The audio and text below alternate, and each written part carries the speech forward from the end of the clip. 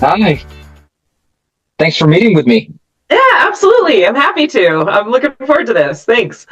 Oh, thanks. Am I the first Middle Eastern or Arab person you've ever had an interview with? First, I've had an official interview with for sure. I mean, I've worked with tons of folks in that area, but yeah, this is the first interview I've had, so I appreciate it. All right, so allow me to tell you something about myself. My name's Abdulrahman, and I'm from Qatar. I worked with Glenn like a bunch of times. We did a podcast together. It's called Qatartainment, Qatar Entertainment put together. A Love it. bunch of geeks getting together, and we talk about basically all kinds of aspects of geeks knowledge and the industry in terms of whether it's movies, TV shows, anime, gaming, so on. Awesome. Right? That sounds great. Uh, I don't want to disappoint you. I'm not much of a Trekkie fan. I've only seen the reboot series. I'm more of a Star Wars, but I hope that's not a. But I've actually saw your Wikipedia profile, and I have to say I've done a little bit of quick research, and I am Thank you. really I would love to study in your class. I Oh, actually thank haven't. you.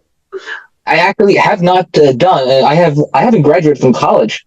Uh, Actually, I still have my high school degree, and I would love to be in your class when you're using. It says you're using popular culture as a method to teach. Yeah, thank you. It is honestly one of the highest compliments people could pay is when they say that they want to be in my classroom because I love teaching and what I think is science is so hard and it can feel so inaccessible sometimes that So you you choose can't science fiction. see, yeah, you use science fiction and whether even if it's just a way to say this is why this couldn't work, you're still able to Exactly. create a reference point. So yeah, I love that. Exactly. Yeah, exactly. After so many years, there have been like so many theories in terms of teleportation in Star Trek, lightsabers in Star Wars. Have they been real? Can they be made real? And people are actually uh, investing time and money into making these things happen. Like, Yeah. for example, Marty McFly's hoverboard from Back to the Future. Exactly. And what's so cool about science fiction and something like Star Trek too, which has been around, for generations now, Mhm. people grew up watching that and said, I want that technology. And then they become engineers and they try to make that technology. And so that impact, I just think is so cool. Exactly. Say the AI these days, possibly the greatest inspiration from all would have been Terminator. Yeah. Which is a cautionary tale. In what regards? Well, it's because Skynet, the evil, idea of a The corporation. corporation, Yeah, yeah. exactly. And but what I love, Star Trek as well has dealt with further artificial intelligence in having people like Data, who's an android, or Mr. Data from the next generation. exactly, and discussing if they have rights, and that is a conversation that is becoming increasingly relevant, I think, in our culture. And we can turn to Mm, things like Star Trek and see how they talk about it and see how they handle it, and that can potentially influence the way we approach these problems. of course, of course. I mean, I would say in terms of um, even yesterday, I actually watched the premiere of Aliens Romulus. I haven't seen it yet. Oh, I'm so excited. Okay, not a spoiler, but there is a thing about robot rights, artificial intelligence rights. So it's there. The Nice. concept of the artificial intelligence having rights didn't exist. Yeah. They are there as workers or as mission completers or lab testers, basically. But as I said, I mean, as in terms of rights, doesn't exist there. Yeah. And I'm pretty sure, it's hard to tell if there are any I'm not sure what's the best example of a good person AI that would help you during the entire movie or TV show, other than Well, I Mr. think Data.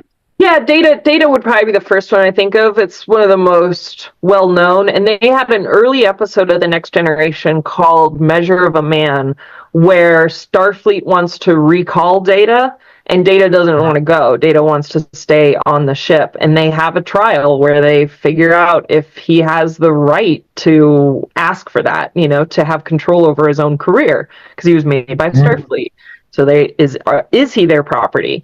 And then there's another good episode. Oh, I can't believe I forget the name of it, but it's in Star Trek Voyager where they have a hologram doctor, and the doctor made a triage decision that he got stuck in a programming loop trying to reconcile why he made that decision, and so they deleted that memory from his memory banks.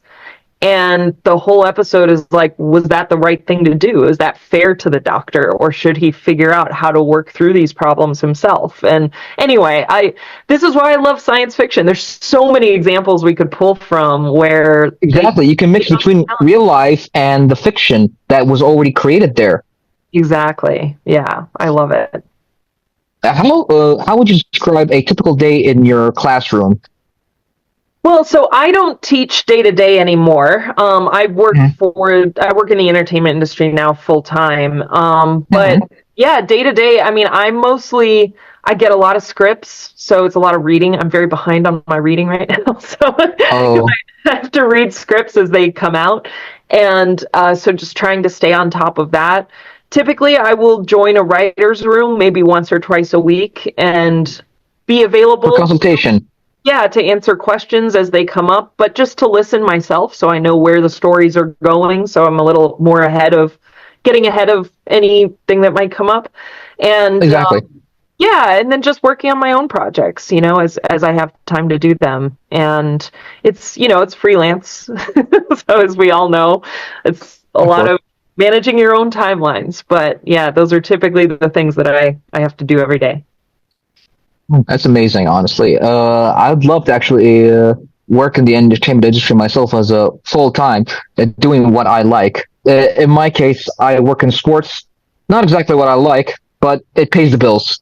Yeah, that's fair. Yeah, And yeah. too, I mentioned that I don't teach anymore, but I do have content that I put on YouTube. I did a Science of Star Trek Prodigy series with Paramount Plus that people can find, and then I also speak at conventions. That's a way for me to keep teaching because I really love it and I really try to engage with folks, and so people can come. I'm for Fort Collins Comic Con in Colorado in the US. I'll be speaking, giving a talk on space time and Star Trek.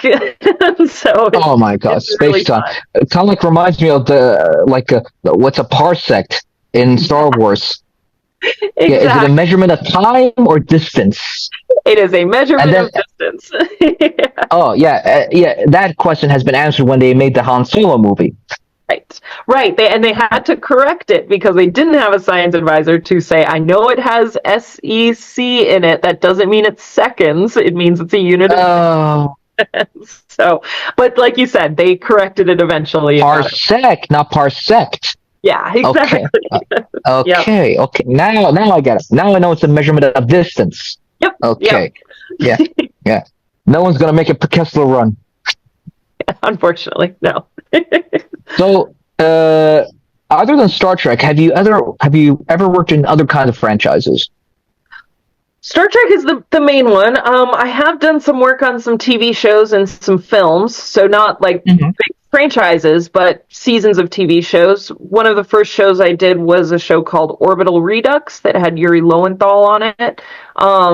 And that was pure science advising. It was a live taped show, and so they had to really be on their science. And so I was on set helping them with that. And then I also worked on a feature film called Space Cadet, which in the US is on Amazon Prime. And that's Hmm. just a fun comedy about a girl who gets into NASA. And so, there's all these Yeah. different levels of science and science fiction. But yeah, Star Trek is my main focus.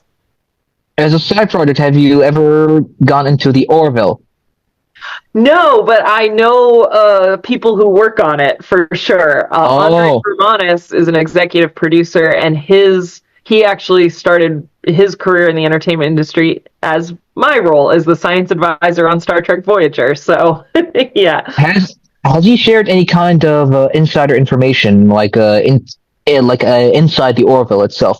And did they mention how much they're trying to, if you don't mind me saying, copy from Star Trek? Yeah, I mean it's inevitable, right? Because also the Orville initially came out at a time where we weren't getting new Star Trek, so that was like filling a void for a lot of people. Exactly. Before Prodigy, Picard, and some other shows.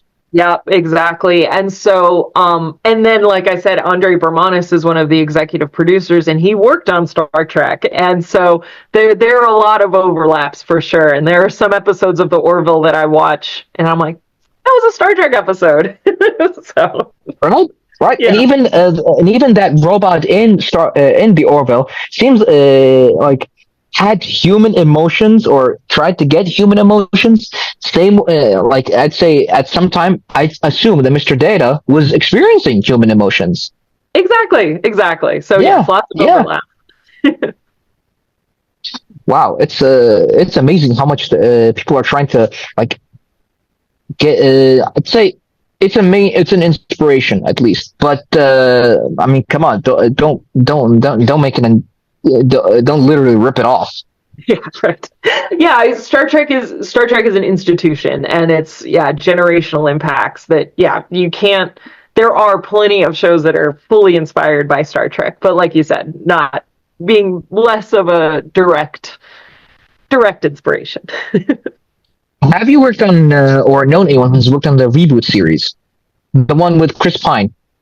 Yeah. So Alex Kurtzman, he, I believe, wrote and produced the first one of those, and was Yes. involved in the other ones as well. And I and he works on all the Star Trek shows as well. So it's his production company, and I've been lucky enough to get to work with him. He's a great writer. He's a great showrunner. Just a really kind, wonderful human being. But that said, I don't know anything about any more Chris Pine films coming out. That is sort of a separate world from where I am because I'm on the TV side. But yeah, I love them though. I did too. I really liked Benedict Cumberbatch's a way he did Khan. Yeah. But I did not like that Zachary Quinto was the one who said Khan instead of Captain Kirk. Yeah. The original Wrath of Khan had Captain Kirk say. Yeah, they flipped basically the entire ending of the Wrath of Khan, which is a great movie. Yes. Instead of Spock sacrificing himself, it's Kirk who sacrificed himself. Yeah, and back in the day, that when that film first came out, when Wrath of Khan first came out, and they killed Spock, they left him dead at the end of that movie. No one knew what happened to Spock. So I can't imagine having watched that at the time. That would have been. I mean, can you believe they actually had the creativity to take out of Khan's blood and use its regenerative cells to heal Captain Kirk? Love it. Yep. Love it. I mean, I can't believe McCoy actually thought of that. But I mean, it was good writing. Good writing there. I mean, honestly. But I think that's sort of an overlooked aspect of science advising, which is the creative aspect. It's a lot of storytelling and figuring out how the science fits into it. And that's a big part of my job. So I'm proud when we're able to do things like that, not that specifically, but similar, that people feel like, oh, that really worked. Like, I like that. Exactly. Exactly.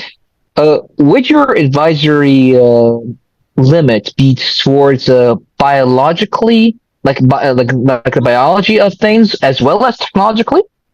So I'm a science educator. I worked in science museums. I'm very confident with what I know and what I don't know. I think as a scientist, I have the skills to look something up and parse it very well and trust the sources that I'm reading. Of course. Those are skills that I have. So when it comes to medical or biology dialogue, that's something I can check pretty quick. But when it comes to like creating stories around genetics or biology. I have a colleague that I call in Professor Mohammed Noor from Duke University, who's a evolutionary biologist, and he's fantastic. So I'll call him up and be like, hey, can you help with this? And so it's knowing what I don't know, and where my comfort zone is. You gotta find the source in order for you to actually give the proper advice, and that's without a doubt. It's got to be within your. It's got to be within your exact point of consultation. Otherwise, yeah, it has to be that trusting relationship for sure. So, yeah. Oh man, I mean, can I ask what's your favorite science fiction movie other than Star Trek? Okay, so you removed Star Trek from it. It's because it is kind of a Star Trek ripoff, but Galaxy Quest is my favorite movie of all time. Tim Allen. Yeah. And oh man, it is my favorite. He literally said he literally replaced To Infinity and Beyond with Never Give Up, Never Surrender. I love that film so much with the late great Alan Rickman and Sigourney Weaver. It's a perfect movie. It's my favorite film ever. Not just science fiction. I mean, I gotta say, Alan Rickman could have played Spock. I know. He's so good. Oh man, he played great Snape. To be honest, really. Oh man, he's my favorite actor for sure. I really miss him. Do you feel like it was fair that Sigourney Weaver's no longer part of the Alien series? I haven't seen the new one, so I don't know where the story goes, if it makes sense or not, but she did always have the originals, so. Indeed. And sorry, but she did make a statement that after 25 years, or more, not sure what the context, but basically, the statement was, she's done with aliens. I get it. I get it. It's you reach a point in your career where you've closed that chapter emotionally, mentally, all of that. And if you don't want to open that door again, that's fine. That's fair. Some of these projects are very emotional. They take a lot out of you. The characters are a lot of hard work. And so when you sort of seal it up and you put it away, it's really hard to open that up again. So I don't blame her at all. Indeed. I mean, it's kind of like how they do it with the MCU. They can do it for so many years, but at one time, actors want to be known for other roles or be part of other franchises at one time. I'd say for her, it's like she went from Aliens to Avatar. Yeah. And she's had just a great career across the board. She's had a really good career. So yeah, I love her. Sigourney will always be in our hearts, honestly. So one last question. I gotta think about this really hard. Okay. If you had to choose a science fiction weapon, whether it's gun, sword, whatever it is, and you had to use it in a hostile environment on a hostile planet, what would it be? Keep in mind, you're going to use it every day. Sorry. Right. Yeah. I would choose from the Mass Effect video game franchise the M8 Avenger assault rifle. That's my favorite. Wow, never saw that coming. I thought you picked something from from Star Trek or Star Wars. Not a video game. Wow. A hostile alien environment. Because all the other sci-fi technology that I would want is less assault oriented. So yes, the M8. I thought you picked something from Halo at least. Nope, Mass Effect. Yeah, that franchise. Oh, that's a very good weapon. It's a very good weapon. I mean, it would do well in a hostile environment. You could be using it on a day-to-day basis. You would. Oh yeah, it's a good one. Oh, I mean, really, thank you so much for giving me your time, and I truly appreciate it. And I hope we can do this again sometime. Really. Thank you. It was great to meet you. I really appreciate it as well. Have a good one. Thank you.